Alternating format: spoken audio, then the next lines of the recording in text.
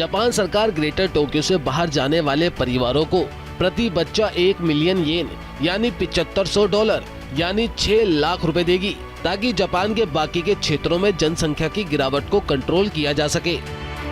भले ही टोक्यो की आबादी का एक बड़ा हिस्सा पिछले साल पहली बार कोरोना वायरस महामारी के कारण गिर गया था, फिर भी पॉलिसी मेकर्स का मानना है कि लोगों को देश के अनफैशनेबल हिस्सों में नया जीवन शुरू करने के लिए प्रोत्साहित करके टोक्यो की जनसंख्या को कम करना चाहिए, क्योंकि टोक्यो, ओसाका और अन्य बड़े शहरों में युवाओं की माइग्रेशन की वजह से जापान के अन्य हिस्सों में वृद्धावस्था यानी कि एजिंग प्रॉब्लम बढ़ने के साथ साथ जनसंख्या भी कम हो गई है। सरकारी आंकड़ों की माने तो 2020 से 2021 में जापान की आबादी में 6,44,000 की रिकॉर्ड गिरावट आई है। इसलिए जापान की जनसंख्या अब 2065 में अपने वर्तमान 125 मिलियन से अनुमानित 88 मिलियन यानी 30% तक गिर जाएगी।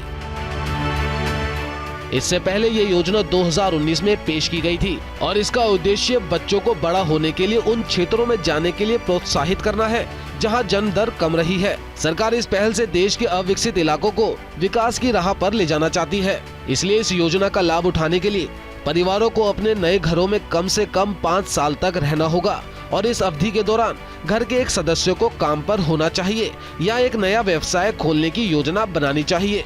योजना के लिए आधा पैसा केंद्र सरकार से आएगा और आधा स्थानीय नगर पालिकाओं से। अधिकारियों को उम्मीद है कि इससे ग्रेटर टोक्यो पर आबादी का दबाव कम होगा, जिसकी आबादी लगभग 35 मिलियन है। इसलिए ये योजना 3 साल पहले ही शुरू कर दी गई थी। रिपोर्ट्स की माने तो 2019 में 71 और 2020 में 290 की तुलना में 2021 में 1184 परिवारों को सहायता प्रदान की गई और अब सरकार 2027 तक 10,000 लोगों को टोक्यो से ग्रामीण क्षेत्रों में बसाने की उम्मीद कर रही है।